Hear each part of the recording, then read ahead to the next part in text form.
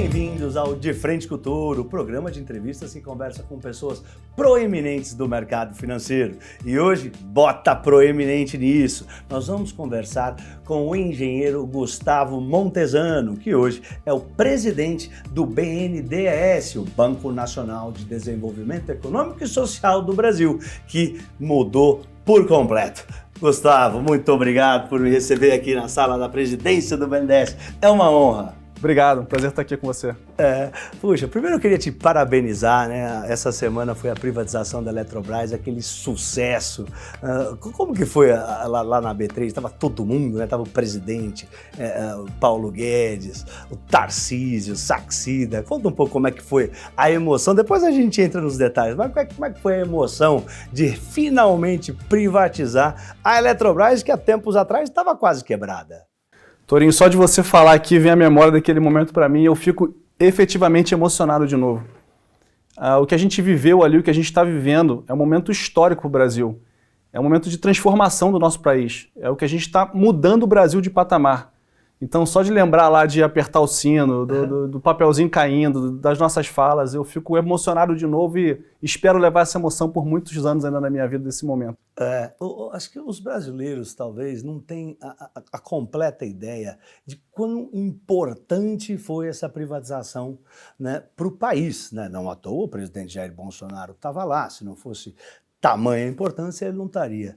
Conta um pouco a razão pela qual é tão importante a gente privatizar a Eletrobras e depois, se Deus quiser, mais coisa aí. Eu vou te contar em duas perspectivas. Tá? A primeira perspectiva de por que é importante a gente ter uma empresa forte no setor de energia renovável hoje, aqui no Brasil e na América Latina. E o segundo, do que representa essa operação, essa estruturação para nós brasileiros e o nosso posicionamento no mundo. Falando do primeiro, a questão energética não é um problema só do Brasil, é um problema global. Especialmente uma energia resiliente, uma energia segura e uma energia limpa. Na hora que você tem uma empresa com aproximadamente 20% a 25% do nosso mercado de geração de energia, que ela tem ineficiência de gestão, que ela tem dificuldade de investimento, que ela tem planos difíceis de serem cumpridos, o nosso custo de capital para o setor de geração de energia sobe no Brasil. Na hora que você pega esse player, esse agente, e traz ele para o modelo de empresa privada que compete de igual para igual com qualquer empresa global, o custo de capital do nosso setor cai. Então a gente consegue atrair mais capital e viabilizar mais projetos. Portanto, reduz o custo da energia para o brasileiro. Esse é um ponto muito, muito importante desse posicionamento. E energia, o custo da energia é o problema da inflação do mundo hoje em dia, né? O principal problema do mundo, energia e alimento. E o outro ponto, então, da importância da privatização? O outro ponto é o que eu disse lá no dia da Bolsa. Lá na B3, lá em cima. Na B3, ali, lá, batendo lá o sinal, o sininho. É que hoje, Tourinho, poucos países no mundo, e eu falo isso com segurança, poucos países no mundo têm uma condição institucional, uma condição de mercado, uma condição política de executar uma operação como essa.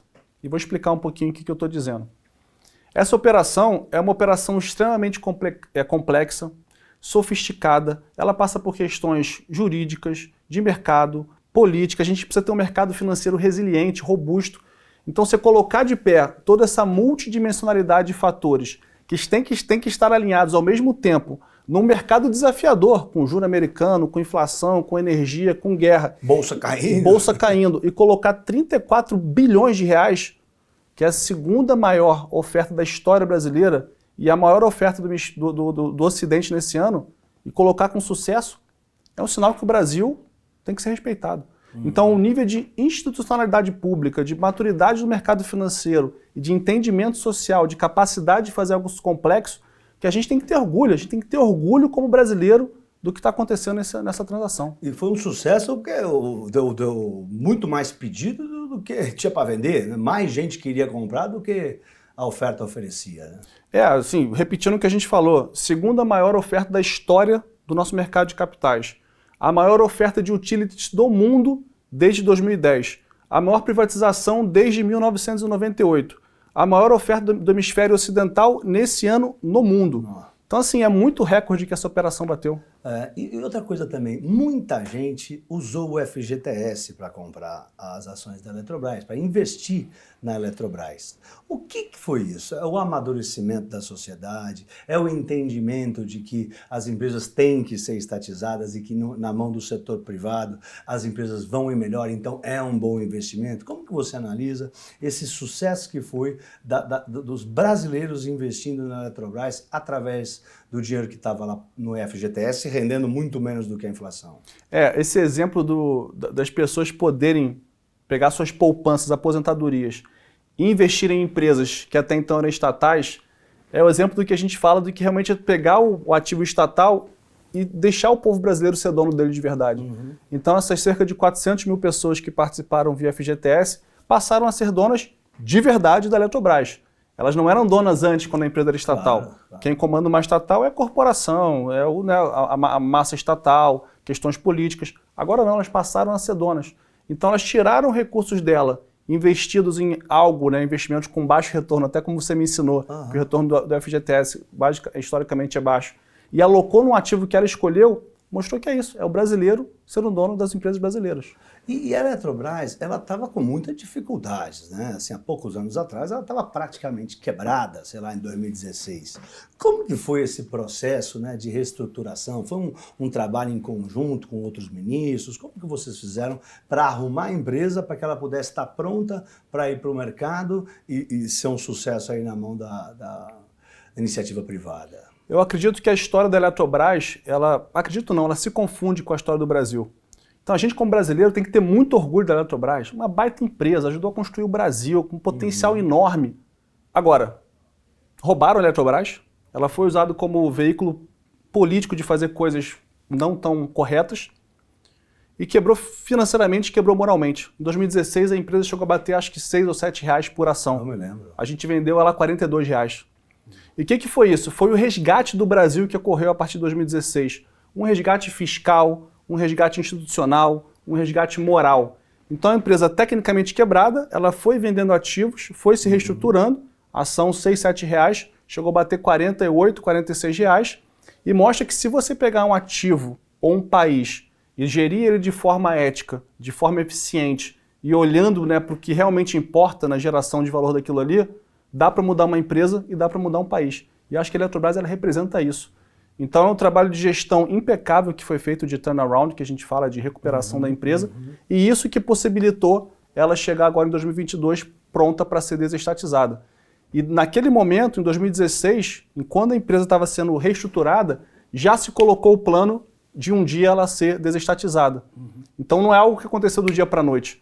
Tanto a reestruturação empresarial quanto a modelagem da desestatização durou 5 a 6 anos. É um projeto de muito longo prazo. É um projeto de longo prazo, mas necessário, né? Porque você arrumar a empresa antes de vender é totalmente diferente de você pegar e estatizar uma empresa arrebentada, né? Vocês arrumaram a Eletrobras e na hora de vender, como você falou, venderam a R$42. Então você também vende muito mais caro, porque a empresa já está no caminho certo, né?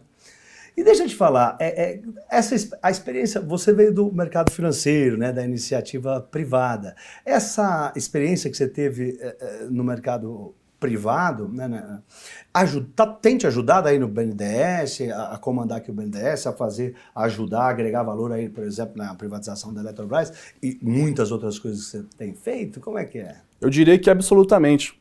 E eu faço uma piada, Tourinho, que eu trabalhei a minha vida inteira no mercado financeiro. Basicamente só fiz isso.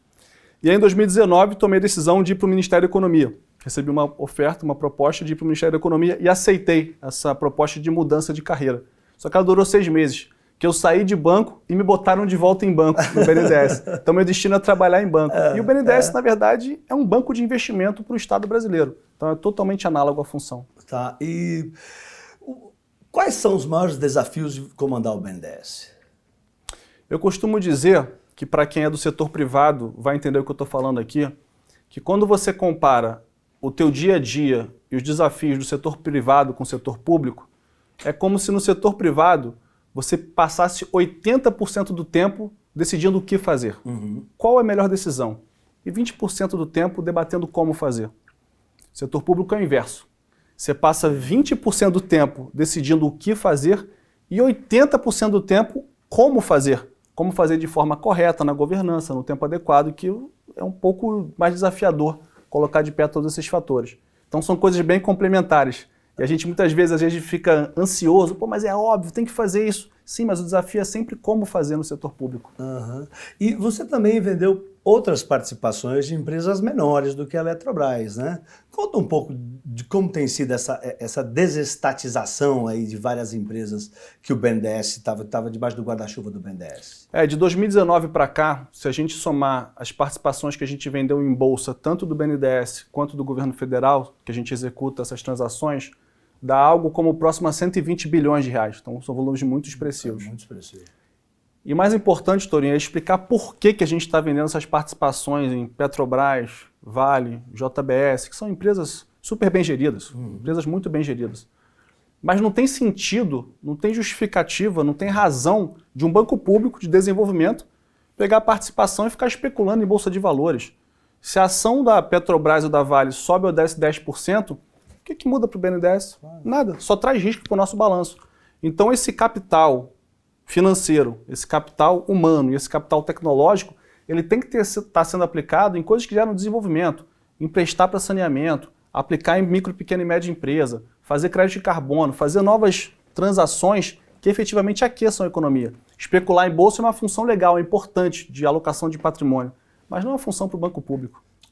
Saneamento, você falou de saneamento, né? Não sei, pouca gente sabe, mas o BNDES hoje é o maior estruturador de projetos de infraestrutura do mundo, tá? E isso tem dado resultado, né? No caso do saneamento, por exemplo, né? No leilão da SEDAI, né? Por que o BNDES assumiu esse papel? De ser o carro-chefe aí das concessões, como a concessão do saneamento, por exemplo. Historicamente, quando as pessoas pensam no BNDES, pensam na fortaleza financeira, capacidade de fazer empréstimos. Isso é muito importante, isso é legal, emprestar dinheiro é importante. Só que a gente já percebe no Brasil há alguns anos que o gargalo para o desenvolvimento não é a disponibilidade de financiamento, seja de banco público ou de mercado de capitais. A gente bateu recorde atrás de recorde de levantar recursos na Bolsa, por exemplo, nos últimos 3 anos. O nosso grande gargalo, até poucos anos atrás, era ter bons projetos. Projetos bem modelados, bem estruturados, com informação adequada, que tragam competição. Porque o modelo que a gente viveu na infraestrutura no Brasil até 2016 era um modelo de gerar muitas barreiras de entrada, deixar poucos operadores se beneficiando daquele mercado, criar subsídio que você aumentava mais ainda a barreira de entrada e o recurso não era tão eficientemente usado para ser educado.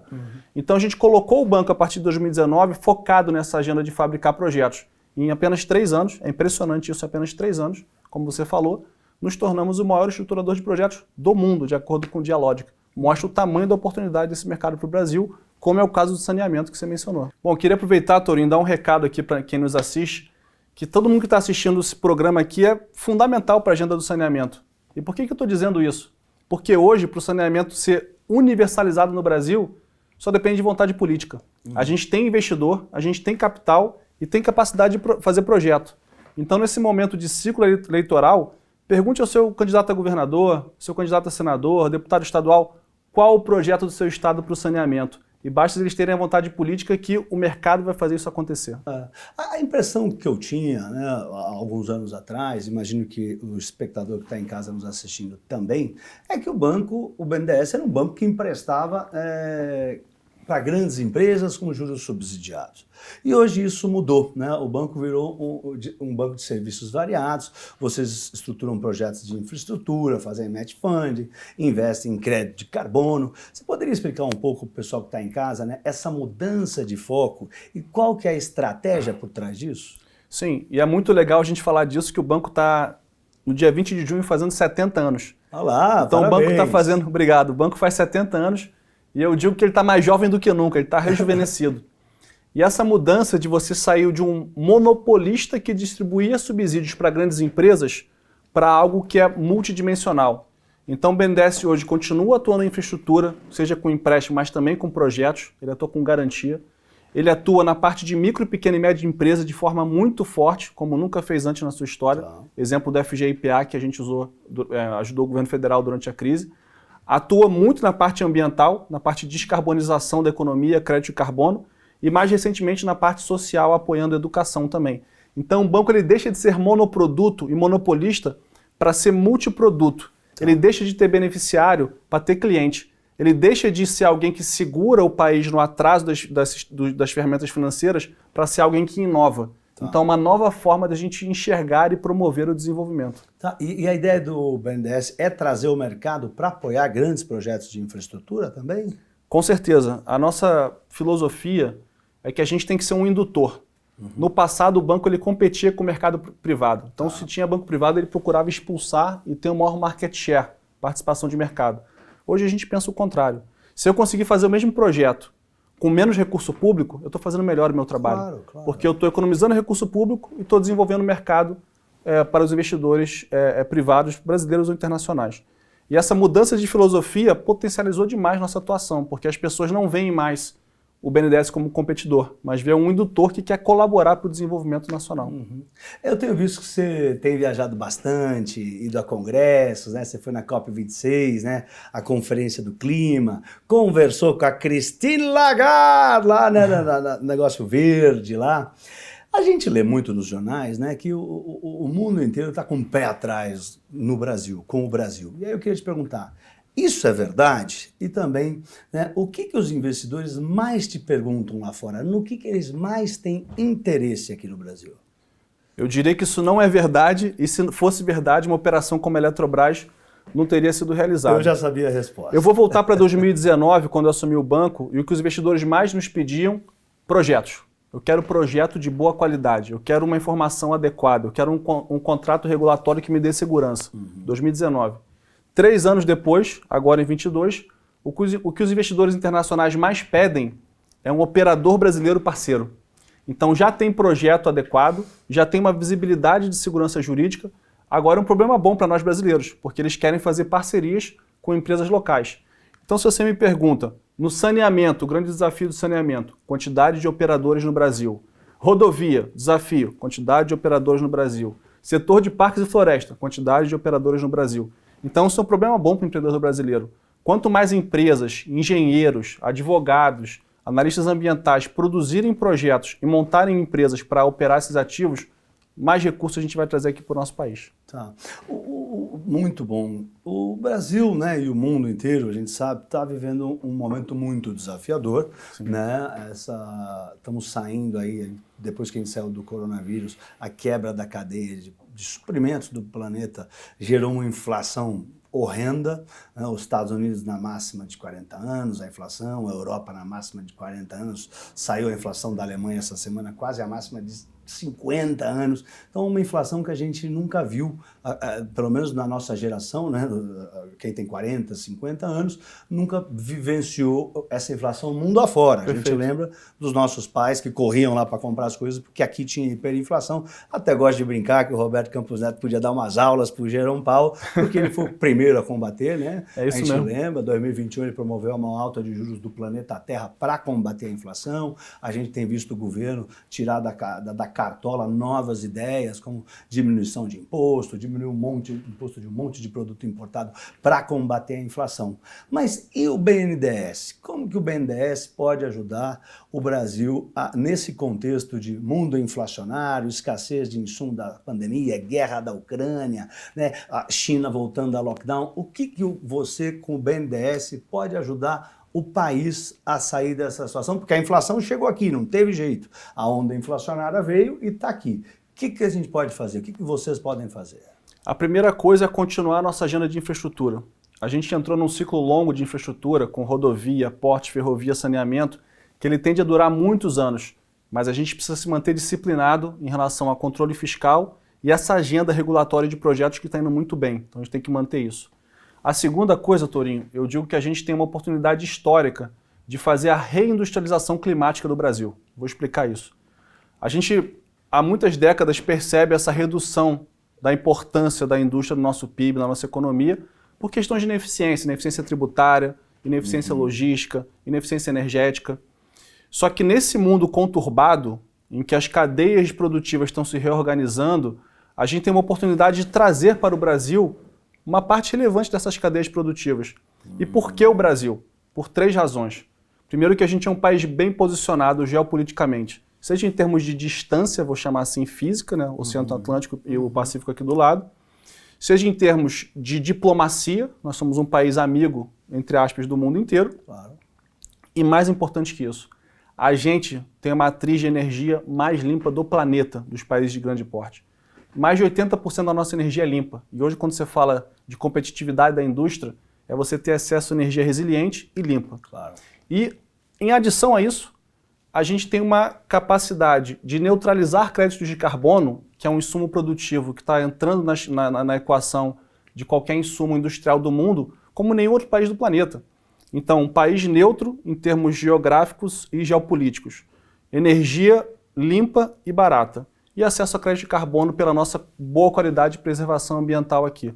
Então, a gente vive hoje uma oportunidade histórica de fazer a reindustrialização climática aqui do nosso país. E falando aqui do Brasil um pouco, né? Como é que estão as demandas, tá, de linhas de financiamento das empresas? Quais são os setores que você mais vê demandando financiamento hoje em dia? O primeiro é o que você falou, saneamento. Tá. Então a gente passou de uma atividade de baixo investimento em saneamento de 30, 40 anos e basicamente concentrado no setor público, por uma pressão forte agora no bom sentido de um investimento privado. Então a gente vai ter um desafio de colocar de pé financiamentos em saneamento como a gente nunca fez na nossa história antes. O segundo é rodovia, uma coisa muito parecida. A gente tem hoje no Brasil 20 mil quilômetros de rodovias concessionárias para o setor privado. Só no BNDES a gente está modelando cerca de 15 mil quilômetros. Só no BNDES. Então é quase que dobrar o tamanho do setor. Uau. Terceiro, ferrovia. A gente tem um pipeline de ferrovia a ser financiada e a gente, com toda humildade, tem que aprender a financiar ferrovia, porque tem muito tempo que a gente não constrói isso em escala no Brasil, que é um desafio enorme para a gente também. E não está no nosso pipeline ainda, mas tudo indica que vai ser algo revolucionário ao longo dos próximos 12 a 24 meses, que é a questão da eólica offshore e do hidrogênio verde. Então, assim, se tem uma coisa que a gente vê demanda para frente, é demanda para financiamento de infraestrutura, como a gente nunca viu na nossa história. Que boa notícia das ferrovias, né? Quando eu estudei no colégio, né, a gente via que país que era desenvolvido ou não, olhando o mapa do país para ver se tinha ferrovia ou não, né? Ferrovia, países com uma malha ferroviária muito forte, desenvolvida, são países de primeiro mundo, que chamava quando eu era garoto, né? Hoje falam países desenvolvidos. Conta um pouco mais desse projeto de ferrovias. O que está em mente? O que você está... Como que a malha? Conta pra gente. O que foi a grande disrupção que aconteceu no setor de ferrovia e méritos do ministro Tarcísio e o time dele? Legal. O modelo de ferrovia ele funcionava por concessão. O que é concessão? Junta algum grupo de pessoas em Brasília, escolhe uma linha de ferrovia a ser concessionada e modela ela porque eles acham que aquela é boa. Ele mudou disso para o modelo de autorização. E fala o seguinte, se você, Tourinho, tem uma fazenda que precisa ser conectada com uma linha ferroviária e você acha que aquela ferrovia fica de pé, me peça autorização, eu para o governo federal, licença de ambiental, e faça você a ferrovia. Ao fazer essa mudança simples, mas genial, a gente abriu o mercado. Então, empreendedores no Brasil inteiro estão demandando investimento em ferrovia, que novamente vai fazer o quê? Legal. Vai baixar o custo de produção do Brasil. O cara, sei lá, conecta a fazenda dele até uma ferrovia do país e aí escoa a produção dele. Isso é um exemplo mais, digo assim, amplo. Tem o mais simples, no Porto de Santos. Uma ferrovia que vai ser construída no Porto de Santos, ela acho que vai custar R$1,5 bilhão, que é um valor pequeno, entre aspas, mas que ela vai reduzir drasticamente o nosso custo logístico do Brasil inteiro. Por quê? Que legal. Porque o empreendedor na ponta, assim como o investidor, né, que está ali acompanhando suas ações, seu portfólio, ele tem muito mais consciência do que fazer com aquele ativo do que quem está lá em Brasília sentado fazendo política. É isso. Imaginando onde construir e tal. Que notícia boa, porque ferrovia realmente faz um grande diferencial no país. E é mais limpa, porque você reduz poluição da estrada, você reduz caminhão, você reduz acidente, então ela é ambientalmente sustentável e socialmente mais justa. Cara, que boa notícia. E como que você vê o papel, né, de um banco de desenvolvimento no geral? Você está dando um bom panorama aí, mas o que o BNDES está ensinando para você? Eu imagino que você está vendo tanta coisa, né, tanto aprendizado, porque é algo tão amplo, né, tão maior do que a indústria privada. Eu tô aqui no mercado financeiro. Agora até já saí, né, virei agora um apresentador de televisão, mas também fui do mercado financeiro a vida inteira.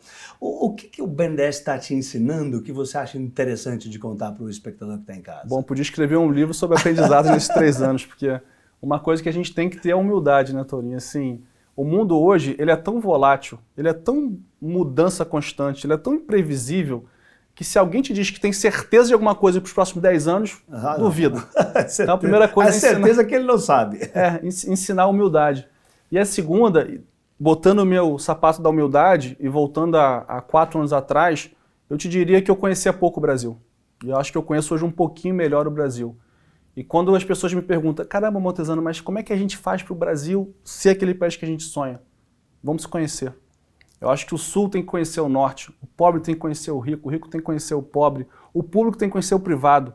Então a gente vive muitas bolhas, e brigando nessas bolhas às vezes, e não se conhecendo, não entendendo o outro lado, e esse conhecer melhor quem nós somos, eu estou convencido que a gente vai ter o país que a gente quer e merece ter. Tá. E o empreendedor que está em casa, um pequeno empresário que está em casa, como é que o BNDES pode ajudar essas pessoas? Que recado você gostaria de passar para o pequeno empreendedor, para o empreendedor e para o pequeno empresário que está em casa? Ótimo. Primeiro é explicar o que o BNDES faz e como é que ele apoia esse micro, pequeno e médio empresário. Eu vou te dar uma informação que eu acho que as pessoas aqui vão ficar um pouco surpresas. Hoje, mais de 20% do crédito para micro, pequeno e médio empresa no Brasil passa nas mãos do BNDES. As pessoas tomam um susto. Uau. Caramba, 20%. É isso mesmo. É muito bom. Só que a gente é um banco diferente. A gente não tem agência, não tem ali, não faz o frente a frente com o cliente. A gente é o que a gente chama de banco de atacado, é um banco de segundo piso. Pô, mas então como é que a gente chega a 20% dos créditos de micro, pequena e média empresa? Atuando de forma indireta. Seja como repassador para os bancos comerciais, bancos de cooperativa, bancos regionais, seja através do garantidor. E essa função é muito importante e ela é inovadora. Operando fundos federais que garantem o crédito para a micro, pequena e média empresa, e o grande destaque, inovação disso, foi o FGI-PEAC durante a crise. Então o BNDES, eu digo que ele está na casa de todo mundo. Seja na água que você está abrindo a sua torneira, seja na luz que você está acendendo, seja na estrada que você está passando, seja no crédito que você está tomando. A gente só não está enxergando ele. Por quê? Porque ele está trabalhando por trás das cortinas e tem ali um operador de saneamento, um operador de energia elétrica, um banco comercial que faz essa última milha. E o nosso objetivo para os micro, pequenos e médios empreendedores é ser cada vez mais efetivo nessa agenda de garantir o crédito, de ser um parceiro deles na tomada de crédito. A gente teve essa experiência durante a pandemia, e aí só como informação quantitativa, o crédito desse segmento no Brasil cresceu 50% de fevereiro 20 a fevereiro 22. Não conheço nenhum país do mundo que fez isso. Cresceu 50% o crédito para micro, pequeno e médio empreendedor durante a crise. Muito forte mesmo. E boa parte disso para a BNDES. Então a gente quer pegar esse aprendizado e colocar mais produto para baratear o custo desses empreendedores que eu chamo que são nossos heróis nacionais. Muito bom, parabéns. E quais são as suas prioridades, Montesano, do BNDES? Quais são as prioridades do BNDES nos próximos meses? Nos próximos meses a gente tem algumas entregas relevantes a fazer na fábrica de projetos. Uma delas é o metrô de Belo Horizonte, a CBTU. Que legal! A outra dela é o Porto de Santos, que é algo que vai revolucionar a nossa logística de... Belo Horizonte não tem metrô, né? Tem um metrô, a gente vai estar desestatizando ele e ampliando para uma linha 2. Que legal, exatamente. Que legal. São cerca de 3,7 bilhões em investimentos, algo que é prometido há quase 20 anos. Uma década. Então, na agenda de concessão, é você entregar o metrô de Belo Horizonte, trazer o Porto de Santos, colocar mais produtos garantidores de crédito para rodar, na linha do FGI-PEAC, e fazer o mercado de crédito de carbono no Brasil deslanchar. Essas são as metas, eu digo, para fechar o ano. Esse FGI-PEAC, conta um pouquinho o que é isso para quem está em casa, que a gente mencionou algumas vezes e às vezes não fica claro o que é isso para a pessoa. Durante a pandemia, um dos desafios era fazer o crédito chegar na última milha, chegar em quem importa. E a gente tentou algumas alternativas repetindo estratégias do passado que não funcionaram muito bem. E a gente viu que a garantia de crédito, o fundo garantidor de crédito, o Pronamp e o FGI-PEAC, foram a grande solução. Como é que funcionou isso? O governo federal botou 20 bilhões de reais num fundo e esse fundo ele apoia os empreendedores garantindo parte do crédito em favor dos bancos que emprestam para eles. Tá. 20 bilhões de reais que geraram 92 bilhões de crédito em 6 meses. É algo assim, recorde global. E aí deixa eu só comparar essa política econômica com o que a gente via no passado. Esse FGI-PEAC, que gerou 90 bilhões de crédito em 6 meses, vai custar para nós brasileiros cerca de 10 bilhões. Você pensa assim, caramba, 10 bilhões para durante a pandemia gerar 90 bilhões? Isso é sensacional, para quem gera emprego na ponta de verdade.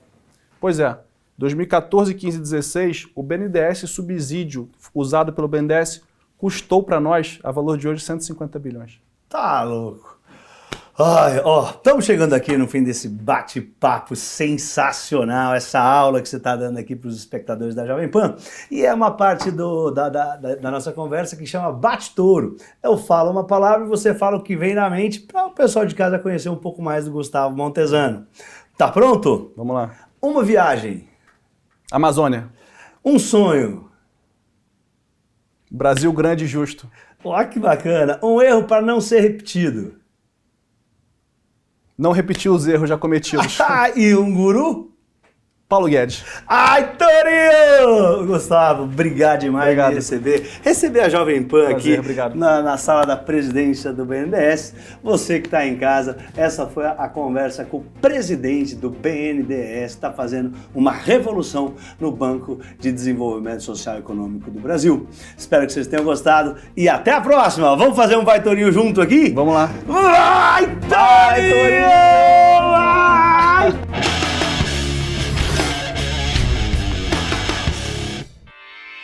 Realização Jovem Pan News.